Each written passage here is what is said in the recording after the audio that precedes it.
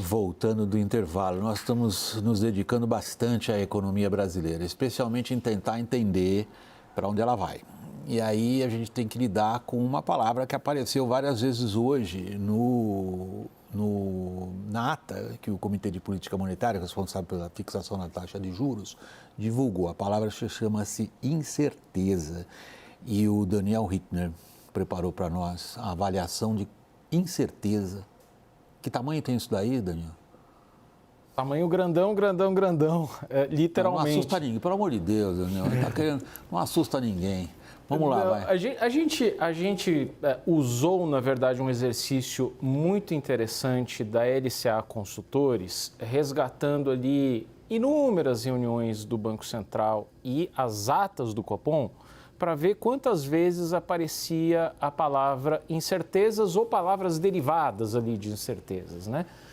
E aí a constatação é de que esta ata do Copom, divulgada hoje, referente à reunião da semana passada, é a que tem mais aparições da palavra incerteza.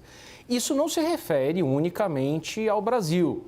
E o Banco Central não está dizendo isso porque o presidente Lula, há 10 dias, falou em mexer na meta de superávit de déficit zero. Não é só por causa disso. Por exemplo, o Banco Central se refere ao fato de que a economia americana continua crescendo bastante, está aquecida e se preocupa com a convergência da economia americana para as metas de inflação impostas pelo FED.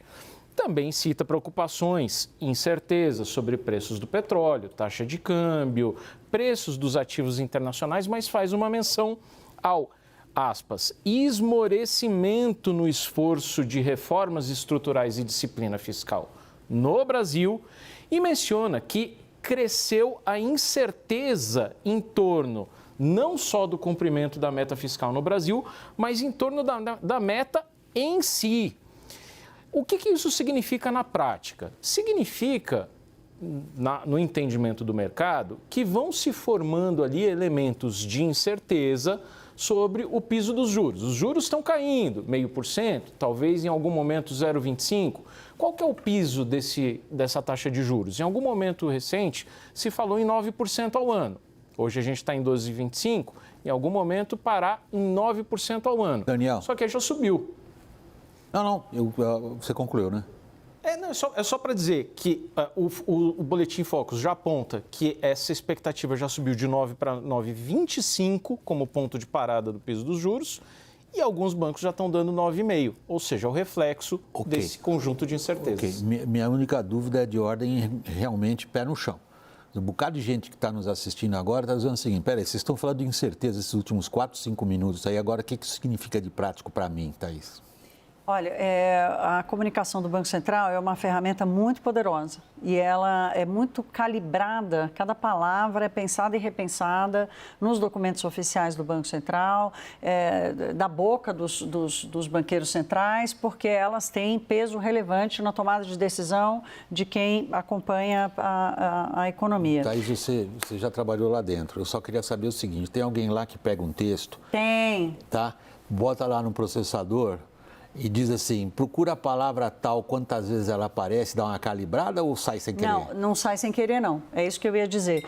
Porque a comunicação é uma ferramenta, o uso dos adjetivos de palavras que tem uma contextualização muito forte, ela também é muito pensada. Quer dizer, não aparecem 12 citações a palavra incerteza do nada.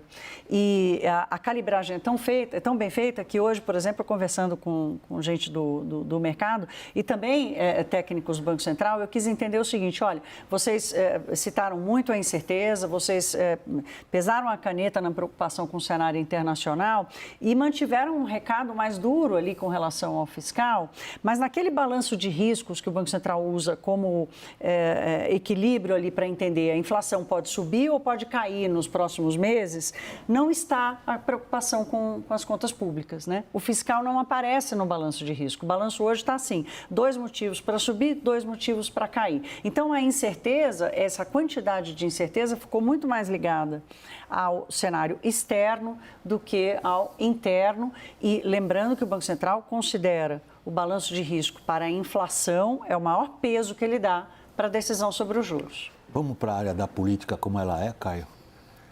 Se há uma certeza nossa é de que há uma disputa política, digamos, aguda entre setores do Palácio do Planalto e o Ministério da Fazenda sobre definições de política fiscal, sobre definições de orçamento, sobre o papel político, inclusive da comunicação do ministro da Fazenda. Como é que está essa disputa? William, já tem uma decisão do presidente Lula de rever a meta fiscal. Não tem uma decisão ainda do tamanho dessa revisão, do timing dessa revisão e da forma, se seria via Congresso ou via Palácio do Planalto. O ministro da Economia, da Fazenda, Fernando Haddad, ele perdeu essa disputa, né? E o que se constrói agora no governo é uma tentativa de oferecer-lhe ali, pelo menos, alguma influência sobre esses 3 pontos. O timing da mudança da meta, vai ser este ano, será no primeiro trimestre do ano que vem, o tamanho e também o formato. É isso que está sendo oferecido. Agora, eu só ressalto que não é algo assim, tradicionalmente a gente vê nos governos, né? O Ministério da Fazenda um pouco mais, não em todos, né? No caso do governo Dilma, por exemplo, não foi bem assim. Mas você vê uma ala política mais interessada em gastar e um Congresso e um Ministério da Fazenda mais retraído. A diferença é que esse tipo de disputa, neste governo, começou muito cedo. E já com uma decisão presidencial muito cedo, né? Quando o presidente Lula vocaliza o que ele vocalizou há mais ou menos 2 semanas. Não era algo... E 3, 4 meses depois, uma apresentação de uma nova regra fiscal, né? Então, assim, isso antecipou muito, né? É uma disputa que era, o Daniel gosta de falar isso, que é salutar, né? Que é saudável, mas foi muito rápido e muito curto o período entre a apresentação de uma nova regra fiscal e uma desvinculação disso tão brevemente. Daniel, o Caio já te passou a palavra. Eu costumo ressaltar que essa disputa não é saudável por si mesma, mas que o jeito de pensar do Lula é muito isso. Quer dizer, me parece que ele é viciado desde o primeiro mandato, e esse é um Lula igualzinho no Lula 3 e no Lula 1, a estimular a discórdia e o embate entre os ministros. Agora você tem claríssimo esse embate entre a equipe econômica e os ministros do Palácio do Planalto, ali da ala política, que estão querendo gastar mais de olho na eleição, em satisfazer PAC, em satisfazer emendas parlamentares. Isso está bastante claro, mas acho que é esse método de trabalho do Lula, que é o mesmo de antes. Aliás, Daniel, nós estamos prestes a conhecer agora, qual que é agora? A RP9, se não me engano. RP5. 5? Isso. Por que eu falei 9? Errei. Que a RP9 não, porque era o nome anterior. Tá aí, verdade. É uma variação. Falha de memória. A RP9 era o tal orçamento secreto que o STF não deixou ir. Isso. E agora eles criaram a emenda de bancada, Daniel.